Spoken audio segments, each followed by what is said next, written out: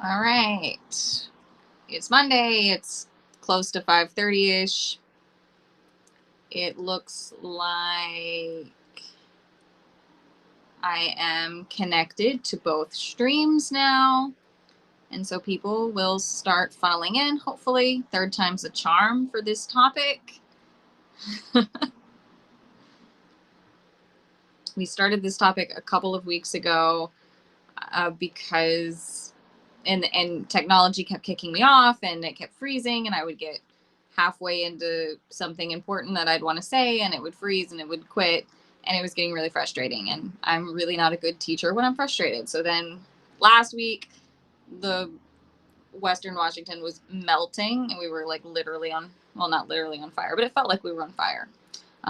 So I was not functional, and I forgot how like not functional one is when you can't keep your body cool enough. Forgot how exhausted heat can make someone.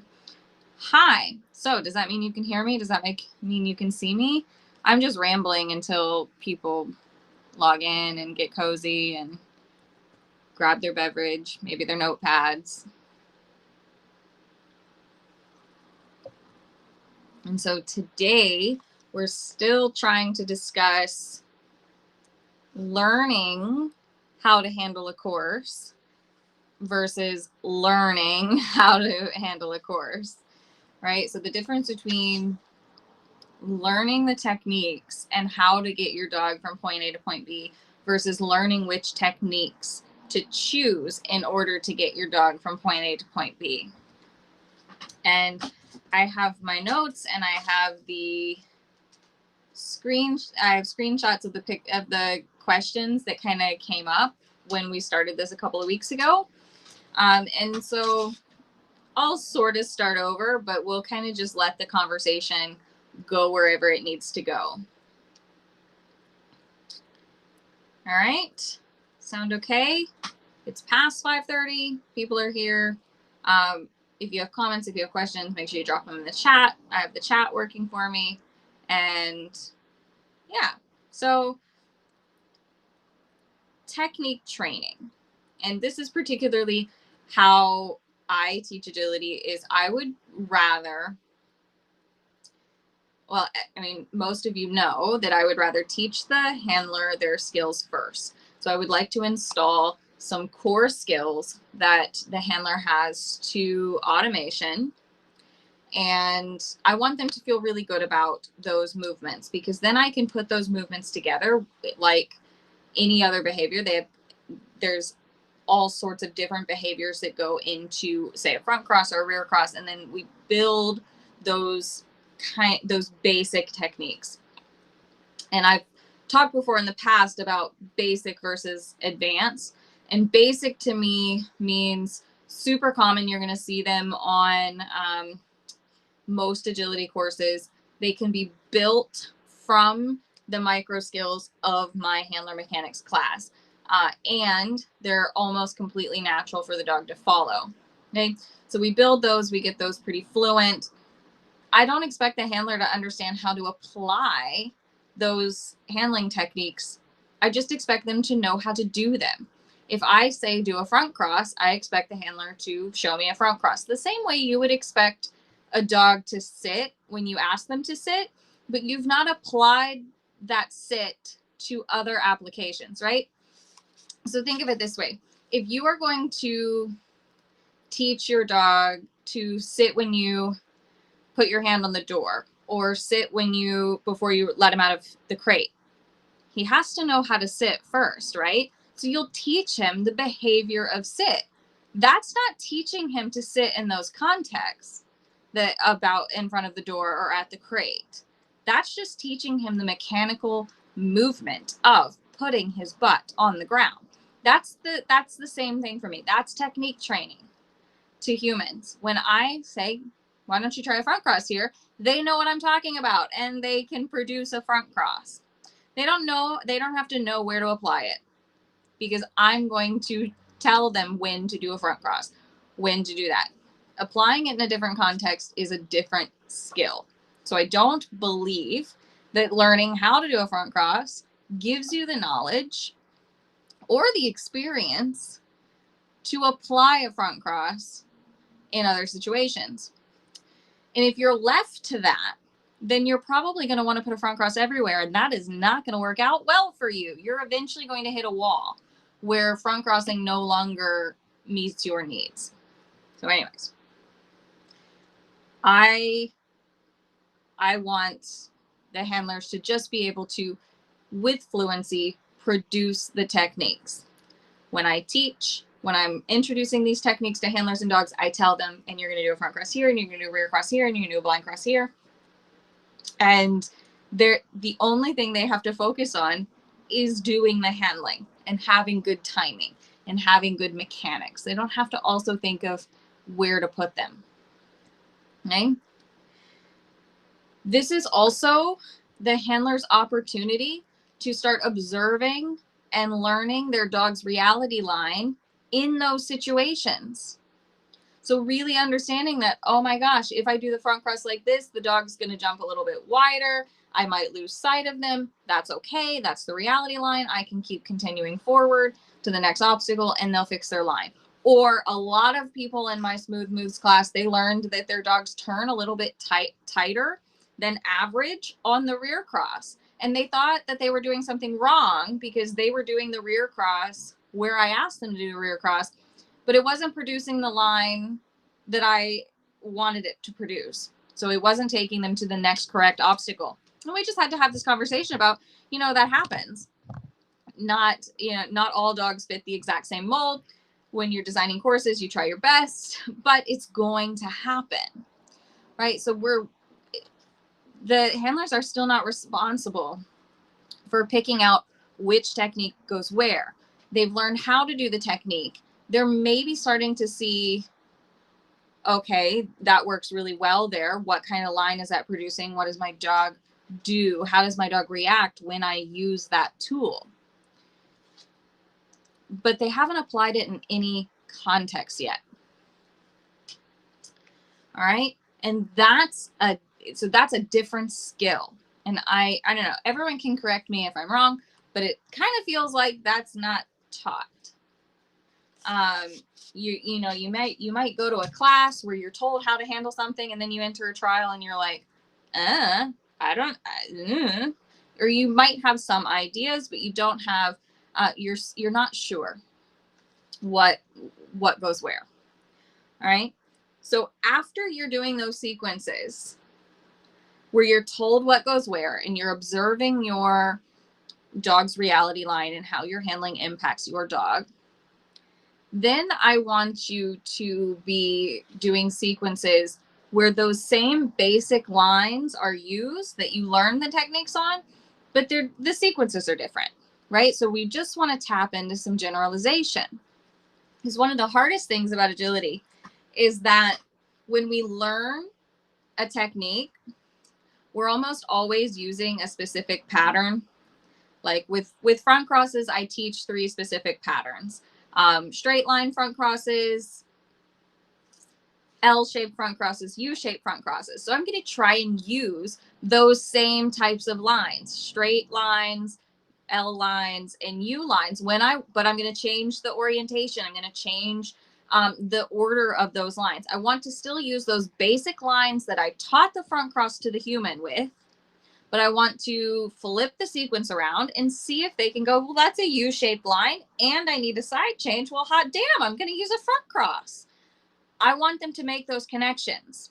But if I don't even know what other kind of line, if I go C line instead of U line, I don't know, those are basically the same. You know what I mean? If I go S line and I'm like, but I want you to use a front cross there, that might not track as easily because I didn't teach front crosses on an S line. I taught other techniques on an S line.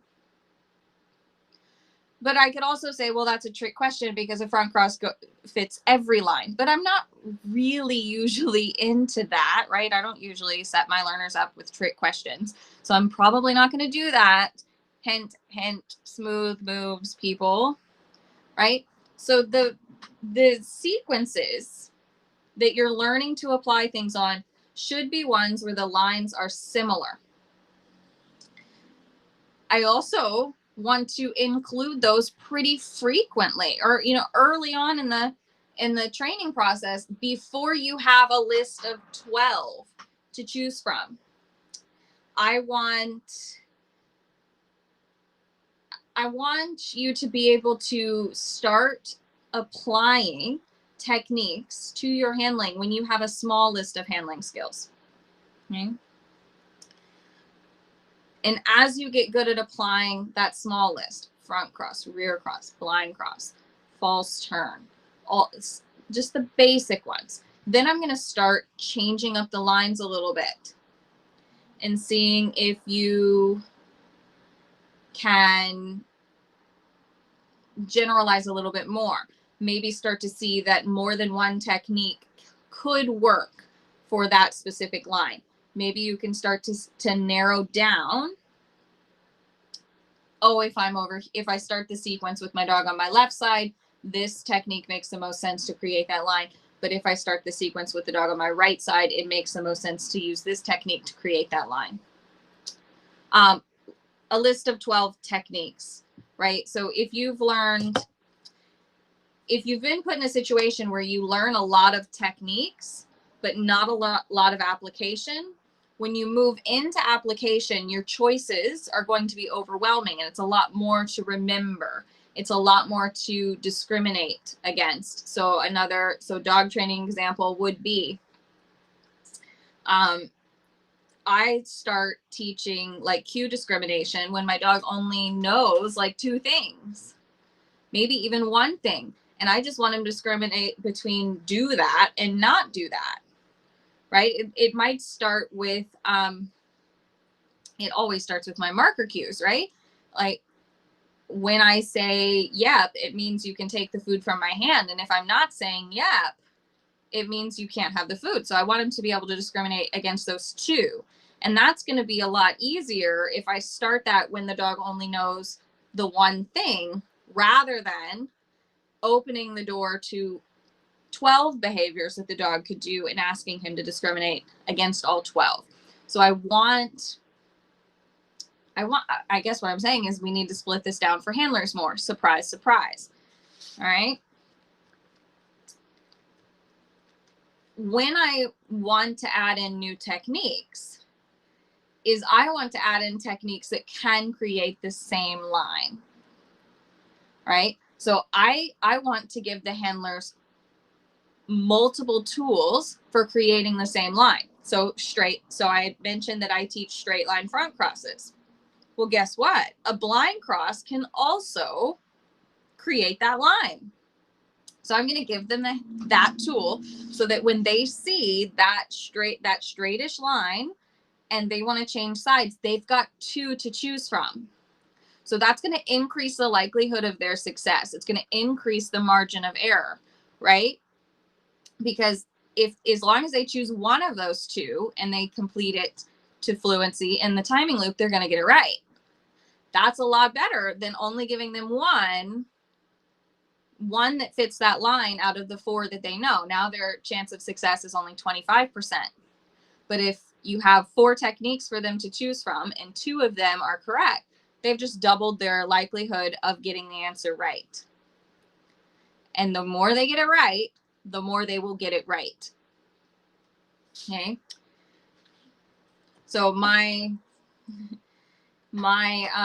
Smooth Moves class, they're coming up on week 6, and they now have, so they had 6 weeks of handler mechanics, and then they had 5 weeks of training with the dog where I spoon fed them everything. You do this here, you do this here, you do this here, you do this here. And week 6, I don't 100% expect them to know all the answers, but I do think that they are capable of doing the basic application where the lines are similar. So that's where those students are at in week 6. They are just given a course map, some with basic prompts, like you need to do a side change here. Which side change works? Or I want you to try this without a side change. Which technique works? Those types of prompts where I'm kind of asking them questions to get them to the correct answer. And then when we go to Smoother Moves, there's going to be a little bit of both. We add in new techniques, but there's also going to be more different types of lines and a little bit more responsibility put on the handler to try and figure out which technique goes where. All right. This is a little bit, in some ways it's easier, in some ways it's more difficult online. But I always go back to when I was teaching in person, and that guides me a lot. In how I do things. I want the walkthroughs, whether they're in person or virtual. So me handing a map in a lecture online or showing someone a course in a group class. If I expect it to be handled a certain way, I need to give prompts for that. I need to say, this is the theme. We're working on these specific things. I want you to choose from these techniques, and I want you to do side changes here. You get to choose from these side changes, but you need to do them here and only here.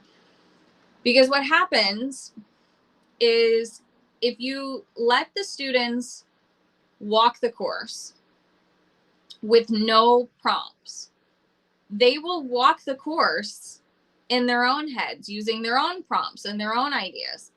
And then if then you come in and you start teaching them, oh, okay, well, I want you to do this here and this here and this here and this here and this here, you've defeated the purpose of their walkthrough. So if you want students to do it a specific way, just tell them how to do it a specific way to ease up on that, because they do have to learn how to make their own decisions, right? They have to enter trials and go walk the course and run the course without somebody telling them how to. Do it with prompting. Okay. My easiest one ever is, we're practicing front crosses this week. Anytime you want to do a side change, you need to do a front cross. Boom. Half of their decision making is done for them. All they have to do is decide where the side changes go, and then they'll know it's a front cross. I love doing that one. You will lower overwhelm that way and create a higher success rate. So before someone even asks, what if you're in a situation where, those prompts aren't being given to you?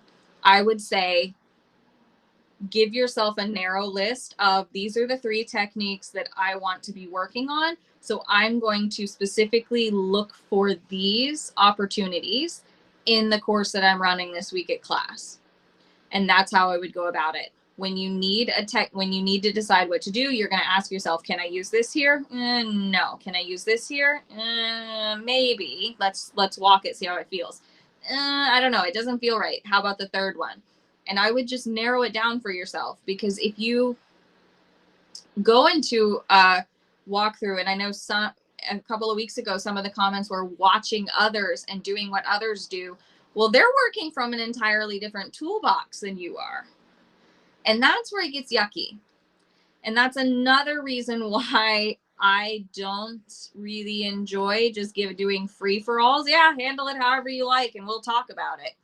Because if you've got different levels in your group, and one person is doing something kind of advanced, or maybe they think they're doing something kind of advanced and they're not applying it correctly, and you try to discuss that, you're going to overwhelm the ones who don't know what they're looking at. So especially when I have a mixed group, I have parameters. This is what we're working on. So work on these techniques and try to apply these techniques. Okay. Now, how do we practice this? I have to say that printing course maps off and just drawing on them and seeing if you can visualize how the course would go, even without running them, practicing your planning process is worth it. The internet is an amazing thing. We can gain access to courses of all levels from all countries, from almost nearly all the judges pretty easily from Facebook, right? So especially if you're new, Go find some novice courses and look at those, and you'll actually be like, oh my gosh, I totally know how to do this. Because we're chronically practicing things that are way too freaking hard.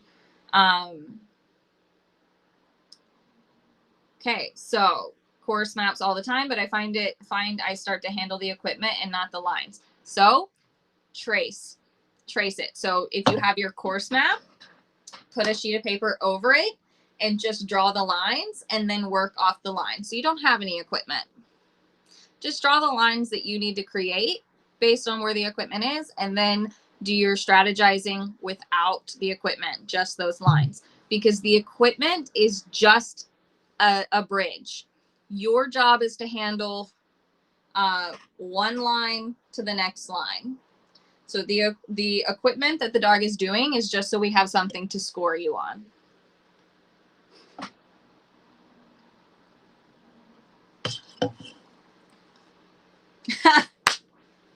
Is there a good app for course grids where you can draw out the maps that include in the class? I don't know. There is some app that I downloaded and I never played with it because I'm not an appy girl. I like to write things down. But more and more, especially in the COVID era, we're getting the maps emailed to us ahead of time rather than printing them and having them available at trials. So I mean, even myself, I'll have to get like better. But one thing that I have done before, and I do often when I'm communicating with clients, is I just use on the iPhone the markup app, and I just draw on it with my stubby little finger, and it works. It's not as great as printing it and getting those colored pencils out, but it works. Absolutely. It's not the perfect process to just do your planning on paper, right? Because it's paper and the paper map is just an approximation. But even if it doesn't work out, right? Here's radical. Even if your plan doesn't work out, the fact that you took the risk and made your own plan is a win, because you need practice making your own plans, even if they're wrong. You need, there is an app that can translate it into the space. I'm afraid I can post it into the group if someone else doesn't. I'm afraid if I close it on my phone, I'll lose you guys. And it's working so well that I don't want to tempt the technology gods. But I do have, like I said, I downloaded this app that someone said was fantastic, and I haven't touched it. Because I like paper. But I do think it exists. So yes, it's not always going to go right. There are tons of times where I look at a map and I love planning from the map. In big competitions, I love planning from the map. And there are times where what I think is going to go well on the map, I get out there during the walkthrough and I'm like, well, that is not at all what it felt like on paper. And you make adjustments for it.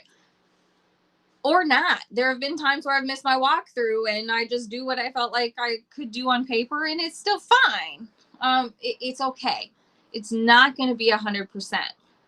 But we all, I mean, even myself, I'm not out there setting up every course that I look at on the computer, but I'm often coming across these maps from these different countries and these different big events. And I'm like, yeah, I want to make a plan for that, because you still need to flex that muscle every now and then, even if you never try it. So it works out, and it will eventually get to the point where your success rate from paper to the real life is pretty high.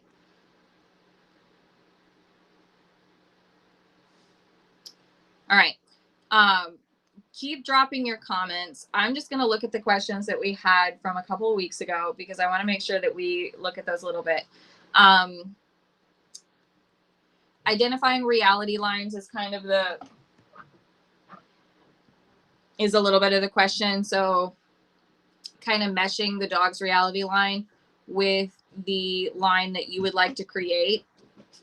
And sometimes we just need to accept that reality is reality. And that the line that we would like to create doesn't exist within the dog that we are running. Oh my goodness.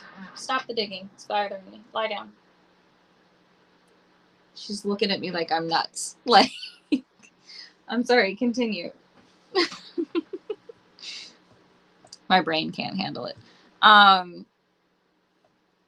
So sometimes reality lines are just what they are, and we can't really change them, even with the best handling. So I think sometimes I just flat out can't visualize how to handle a particular line. That's okay.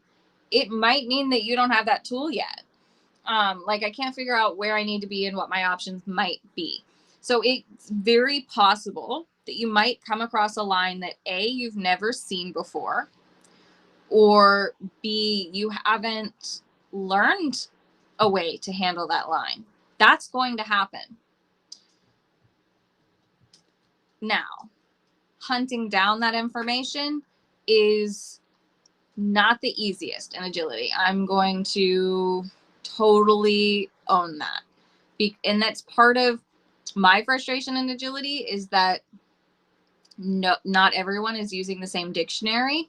So you can't even like ask on Facebook, hey, does anyone have any references for handling this line? And you either name it or even draw a picture of it, and you're going to get 17 different answers. And maybe only one or two of them are actually legit based on your current handling system. So that is frustrating. I agree. But the information does exist and it can be found. This one says, just reading a course map takes me way too many brain cells than it should. I'm sure it'll get better with experience. It does get better with experience. And what you want to do is you want to start with smaller course maps. So fewer obstacles. Or if you're looking at full courses, you want to break them down into 5 or 6 obstacles at a time and go from there. You don't want to take on 20 obstacles of the World Championships as your first attempt at planning on paper.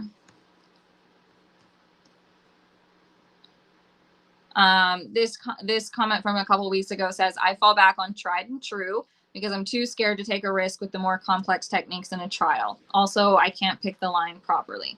So,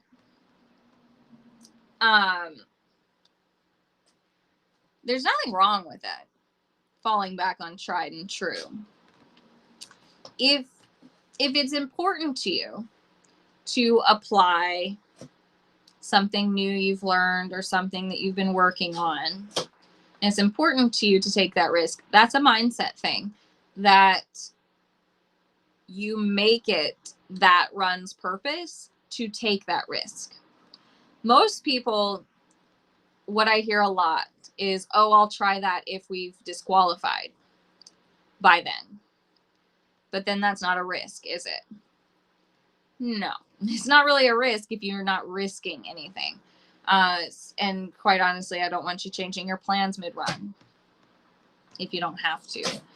So there's nothing wrong with falling back on tried and true. There's a reason it's tried and true. If it's important to you, you'll make it important to you to take the risk, and then it's okay. If you act, so that's the thing about goal setting. If your goal for a particular run is, I'm going to take the risk at number 7 and do this new thing that we've been working on, whether it goes right or not, the fact that you did it, that you attempted it, means you met your goal. And that's money in the bank for risk taking, which means that's now been reinforced, which means you're more likely to do it again.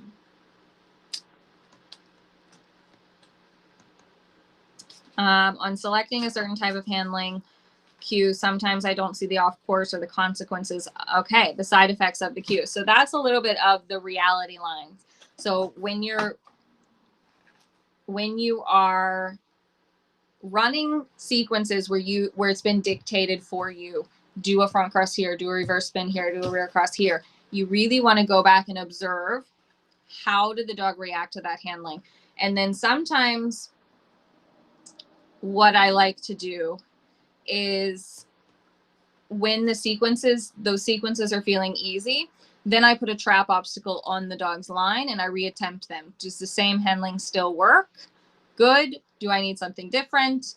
Okay, now we can adjust things and go from there. All right. So back to the real-time comments. What's the best way to avoid getting lost? Well, I'm not 100% the best person to ask this, but I did poll the group sometime last year, the beginning of this year, and I wrote a blog about it. So it is on my website, a blog about how to memorize courses. But I learned the course with landmarks. I kind of, I'm very good with spatial awareness. I always have been. So I recognize that that gives me that advantage.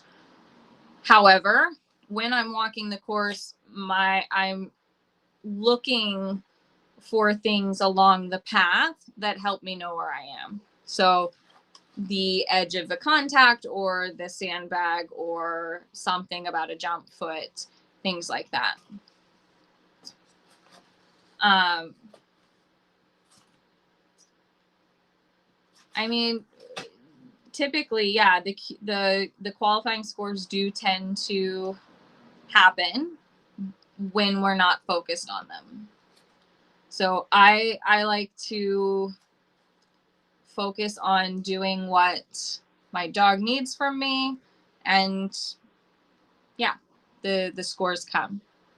And part of that includes taking risks sometimes. All right, what are you guys thinking? What are y'all thinking? Questions, comments, ideas?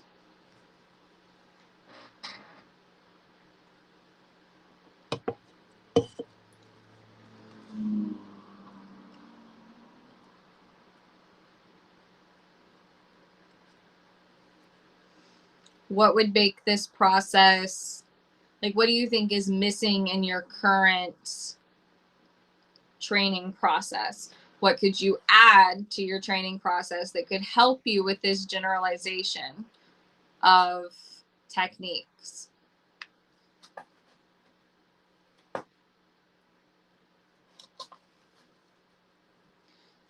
So I kind of have this delete button in my head, and maybe it helps people, but if I've studied a course for a long time and the next one is kind of similar and it's kind of being a little bit more difficult to remember, I kind of play it out in my head that there's someone up there filing course maps for me, and I physically delete them. The same is true when I'm walking a course and I start walking the course and I do something a little bit wrong, or I do the wrong technique, or I get lost while I'm walking the course. I just kind of imagine the little Megans running around in my brain, erasing things and deleting things, and that actually helps me. No one actually wants to know what it's like in my brain, but if I were, it would be the best TV show ever. I'm certain of it. But it does, or if I'm walking a course and I need to stop because someone else is like blocking my view of the obstacle, or they're trying to figure something out, I'll walk and I like hit pause in my brain. So I see someone in my brain hitting pause. And that way I'm just on pause. I'm not thinking about anything else. I'm not getting frustrated that I have to take a break. I just pause. And then when the person has moved on and they've finished their little whatever they were doing, I can hit play and then I can keep going. Do you find trial courses and pick and choose sections of about 6 obstacles? Yeah, basically. There's no shortage of trial courses. So if you know that you're going to be primarily running an AKC, you can just fall down a rabbit hole of AKC level novice courses or whatever. Or if you know you're going to do whatever organization that you think you're going to do the most of, you can just study until you're sick of it and you feel really comfortable with those those types of lines, because generally speaking, because each organization has their own kind of benchmarks for each level, you're going to get you're going to get a variety of what the courses look like, but the lines are going to be typically the same in all of AKC Novice. You're going to see the same types of lines. So you could study, you know, if you studied 100 of them, I bet you're going to start to see some real similarities in what they look like. Like when I started agility, all of the novice courses, they were like the most difficult novice course was like a ribbon, right? It just went straight up, it looped around, and then it went straight back down. And so the lines were really similar, no matter which order of the obstacles they went in, but the lines were the same. I try to search out course maps and figure out my plan to handle. The biggest hurdle I have is the next step. I have no one to check my work, so to speak. You have a dog. So if you're just planning on paper and you have no way to set up the course, don't worry about it. Don't bother with it. Like, it's fine. Like, just make the plan. Your brain will be, you're still getting the credit for making the plan. If you want, totally use the Facebook group for this. Post the course map, post your plan, get some feedback. It's not like the perfect idea because, again, everyone will have a different toolbox, but it's at least a sounding board, right? But if there's any part of that course that you can set up, you can check your work with your dog, because your plan's either going to work or it's not going to work. So then you can try that section, even if it's only like 3 or 4 obstacles that you try it with the dog does it great. You go, boom, my plan worked. Dog doesn't do it. And you're like, well, all right, back to the literal drawing board. I wish, that's amazing. Wish I had that ability. I tend to walk it until I feel I have some sort of muscle memory. I mean, I do think that that's what's happening. And these skills developed, I mean, I've been doing agility for like 23-ish years. So the skills have developed, but so it didn't happen like that. It wasn't instant. I wasn't immediately able to do these things, but I know that if I walk it wrong, I would, and I think this is general for most people, is if I walk it one way first, that's the way that's stuck in my brain. So I had to come up with ways via visualization and mindset training to be able to overwrite my original plan. And so they're just like, it's just like little visualization techniques, essentially. I'm worried about remembering the course that I don't think about what I'm doing out there. I lack cross planning, so I may qualify, but the runs are ugly and that rough. Okay. Let me think. Right. That's okay. So visualization techniques, being able to see the course either first as yourself. So I think of it 2 ways. I want to be able to visualize the course like I'm my own person, and like, you know how when you watch a GoPro video on someone, you can kind of take the role of that person.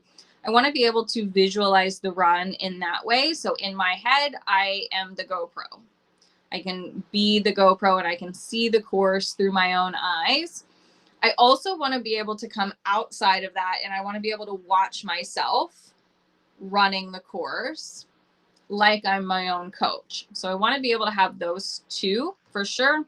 And I really get a lot out of drawing the course. So the very last thing that I do before I enter the ring is I can either do it with my eyes closed and I can do it like this, or I'll physically look at the obstacles if I can see over the wall. Sometimes in some of the places that I compete in, I'm waiting and I can't see actually into the ring. So I have to do it with my eyes closed. But if I can see the ring, from where I'm at, I'll just physically connect the obstacles with my finger. And that is like my last, okay, you know this course, woman, get out there. Let's do this. But I see that a lot, that if we don't know the course really well, we're just moving from obstacle to obstacle. And so there's not a lot of flow. You're getting the dog from point A to point B, but it's not well rehearsed. It doesn't feel rehearsed. I'm now at the stage that I have a huge toolbox of handling techniques that I now can choose the best option for my dog for the different lines. So it makes walking the courses a bit easier as I'm confident what technique works best for my dog. That's brilliant, right? That's the goal, is that, and sometimes it can take us longer because in the order of techniques being taught, you might not be learning the ones that are best suited for you and your dog until a little bit later. So it can be a slow process every now and then. Where do you find the courses for AKC? Do you mean just that friends might post their courses? There's actually Facebook groups dedicated to this. I don't know the exact names of them, but if someone wants to share some of those groups, that would be totally fine with me. Agility Critique might be one of them. There's like agility course map groups. There are Facebook groups and websites dedicated to posting courses from events and judges. You can search by like judge, you can search by venue, you can, yeah, it's great. I use visualization with eyes closed, and handling after I walked it solidifies my brain better. Excellent. I don't know what I would do without visualization. And eventually, like, they're two different skills. I'm not saying you have to you have to know how to visualize right now today before you can ever run a course, but as you develop these skills, they all interlock together. Because I could look at a map and visualize that now and not necessarily walk the course. But I don't think I could do that in my first 5 years of competing or my first 10 years of competing. I can do that now 20 or so years later, right? So they're all different ways of attacking the course that eventually, if you're sort of good at course map planning and sort of good at visualization, you add those together and you're kicking ass, right? So it's not like you have to be an expert in all of these. They're just all different ways to learn the course and to help with that, that add up to greatness. If I'm running last, sometimes watching others run it over and over helps me too. Some people it helps, some people it hurts. It really does depend on your mindset. Okay, well, you said it, so here it is. Certainly helps to see where they make mistakes. Why? Are they you? Is their dog your dog? Don't let other people's problems become your problems.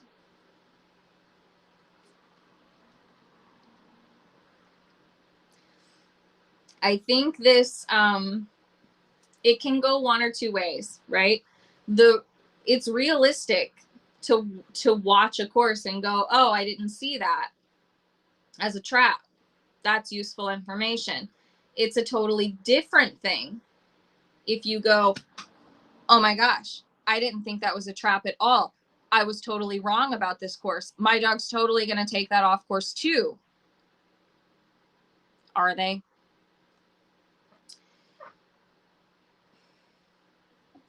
So I'm a little bit skeptical of watching others to see where the hard parts are. I want you to watch others to see what you can learn from them. But they're not working from the same toolbox as you. They're not the same handler as you. They don't have the same dog as you. Maybe you're more experienced than they are. Maybe their dog has higher obstacle focus than your dog does. So just be careful. And don't try really, really hard to not let other people's problems become your problems. If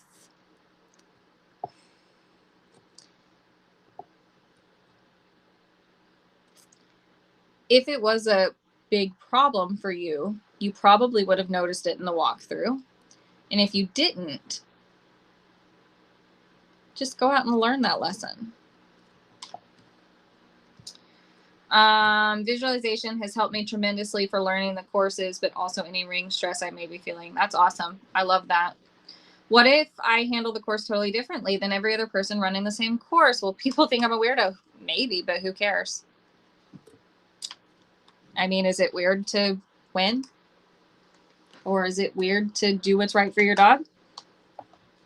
People may think I'm weird for feeding raw food, or people may think I'm weird for, I don't know, what's something that I do that other people don't do. I don't know. Like,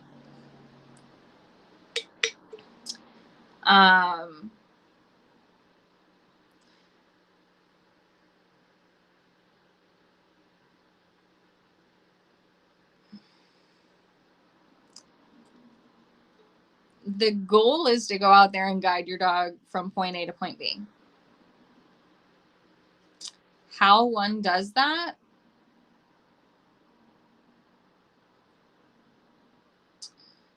Thoughts on rear crosses after contacts? What, I mean, can you be more specific? I do them. There's always going to be more than one way to handle a course. There's always probably going to be more than two ways to handle a course. And if there isn't, ugh, what a boring course. Go back to course design school.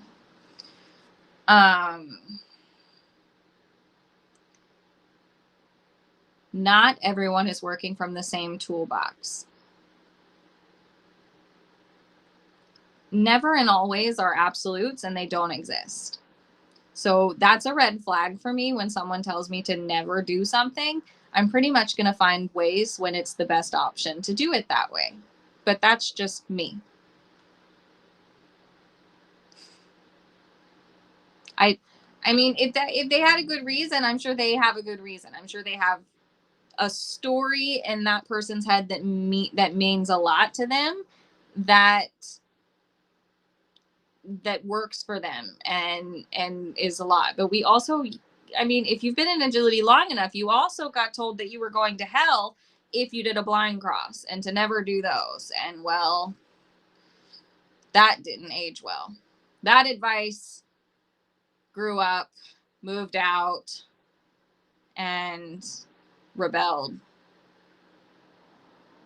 a lot. Because now we use blind crosses in ways that, ooh, that make me cringe a little bit, but it's fine. It's fine. Like, so absolutes bug me just a little bit.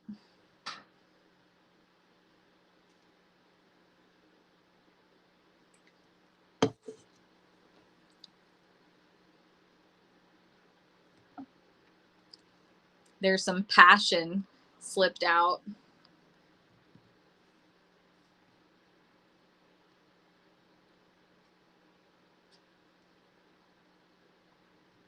I have a real hard time with, never do this, always do that.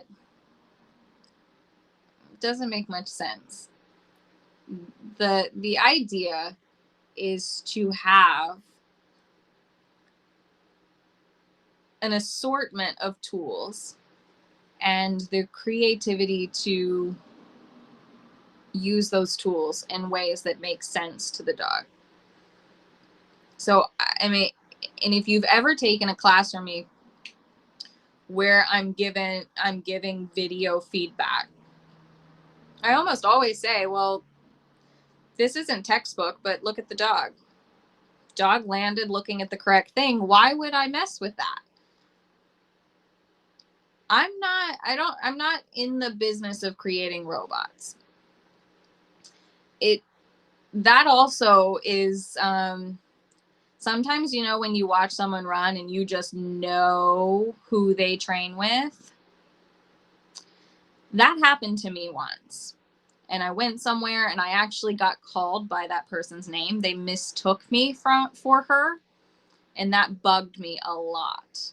That I had somehow lost my ability to communicate within my own kind of brain. Like, I had, by taking lessons with this one individual, I had lost all ability to make decisions for myself in such a way that I looked exactly like they did and was mistaken for this person. And that is a stretch. Like, I had similar hair color at the time, but our dogs are not at all similar. Same breed, but not at all similar. And it really bugged me.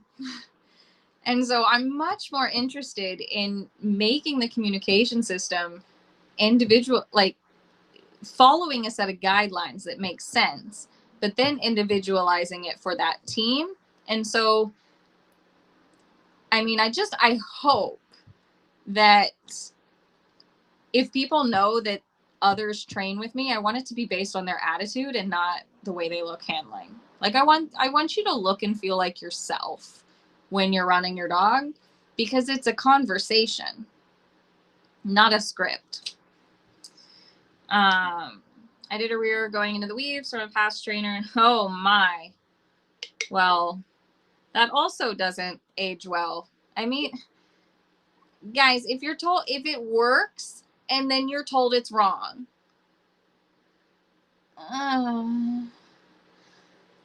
there's the only caveat I will say to that. And if the person you're training with can give you a big picture reason, like, hey, it did work in this situation now, but here's the potential fallout. It's kind of like, oh, well, I mean, I don't want to liken an agility move to like a prong collar, but you know what I mean? Like, when we use something like a tool and we go, okay, well, this might get us a result now, but here's the potential fallout later. That's fine. I say that all the time when I see students using blind crosses to cue tight turns. I said, this is working really well in this situation. Here's what I want you to look for in the big picture to make sure that using this technique off label, using this tool not as it was intended, these are the potential fallout from that. That's totally different than saying never do that. And that's kind of what I want to give people.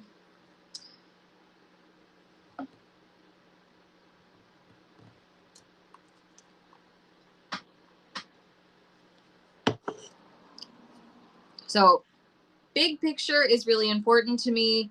In the moment doesn't really matter. I mean, obviously it matters, but if getting it right in that moment is going to have a negative impact on your big picture, your career long term, I'm definitely going to bring it up. But small things like footwork, for instance, or, you know, footwork's the best one because there's a huge variety in what's possible with handlers in regards to their footwork, their hip rotation, their ability to slow down and speed up. Your footwork is going to be different from a wide variety of handlers. So yeah, I teach with a specific footwork in mind. We practice it to as close to fluency as we can. And then once we add the dog, I don't care all that much.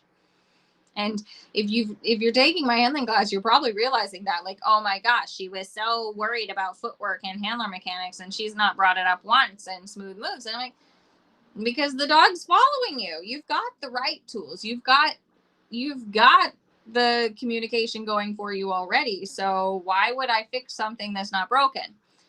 If I think it's going to cause a problem long term, I'm going to point it out. But if I see it working and then it works again, and then it works again, and then it works again, I don't care if it looks different. I don't care if it's not textbook.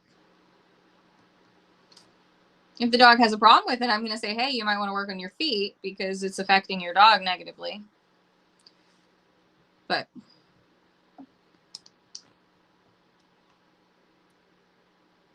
I don't know. I guess that's also why I get a little prickly when someone says, I use this system. I mean, I obviously use a system, but it's just a system that guides my choices. It's not, you must do this here and you must do that there and you must never use a verbal.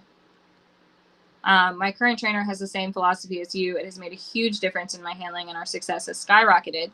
Exactly. It shouldn't, and this is maybe like a happening, I think it happens in my handling classes, that the students feel like it's too easy, and that, oh my god, agility can be easy, or this isn't hard enough, or where's the trick, why did I get this right, how did I get this right the first time, what. I'm like, we shouldn't, when you're teaching, if it went right, just say it went right. You don't have to pick on something just to pick on something.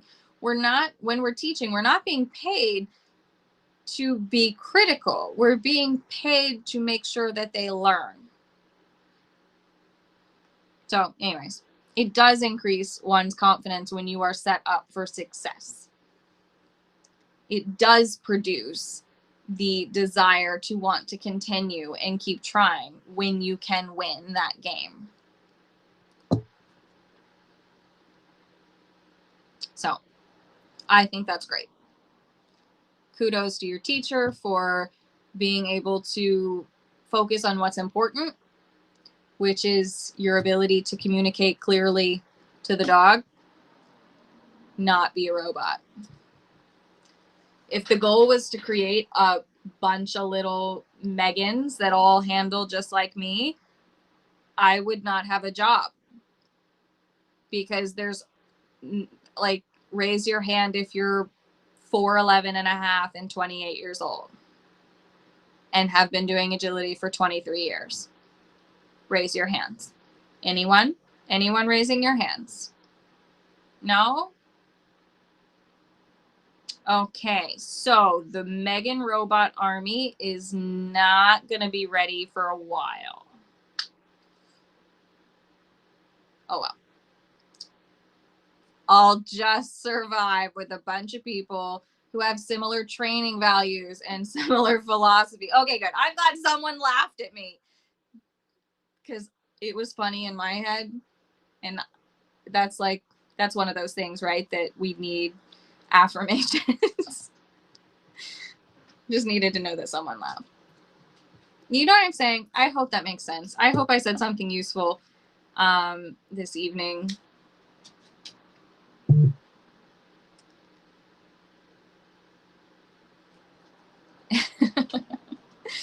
And if you have any last minute comments, go ahead and drop them now. But let's start wrapping this up. And let's start thinking about 4'11 and a half-ish, 5 foot, maybe. I don't know. Right, exactly.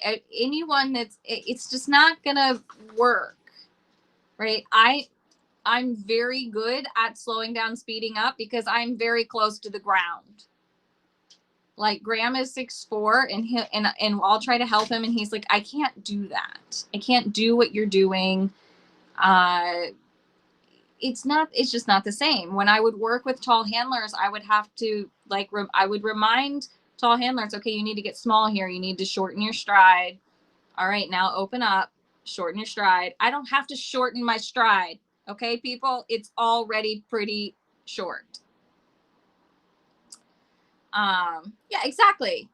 4'10", 5 foot, same thing. It's all the same. But the last time I went to the doctor, she's like, and we're going to call that 5 foot. And I was like, you're my favorite. I love you. Let's call that 5 foot. So my height is, let's call that 5 foot. Yeah.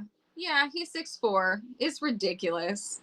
It's ridiculous. I know. I'm really sorry to all the tall agility women in their 20s or 30s. 6'4". There is one photo. There's not a ton of photos of us together. We're both not oh yeah, let's take a picture type people, but I'm sure there's one somewhere. I'll post it. Okay. Excellent. Always learning. I need to know what y'all want to talk about in these things. I've got a couple of ideas in the back of my head, but I could always use more. So let me know. Oh, absolutely. I agree. I don't mind being that. I don't even mind being short. Like, so many things are pretty easy. It's fine. All right. I'm so glad we got to finally spend an evening together. I will talk about puppies, but not just not quite yet. Okay? Not quite yet. Soon. We will talk about puppies soon, but not quite yet. Pick something else for a few more weeks. Okay? And on that very cryptic note, yes, no technology glitches, no ridiculous heat, and we got to finish this conversation, which was a good one. It went in very good ways. So tell me what you want to talk about besides puppies. Focus, people. I guess we could talk about puppies every week, but I'm going to do a little bit more. I'm going to need you to break that down for me more. What about puppies? Okay. Let me know what you want to talk about. I'll see y'all next week. I'll see you in the group. Okay, bye.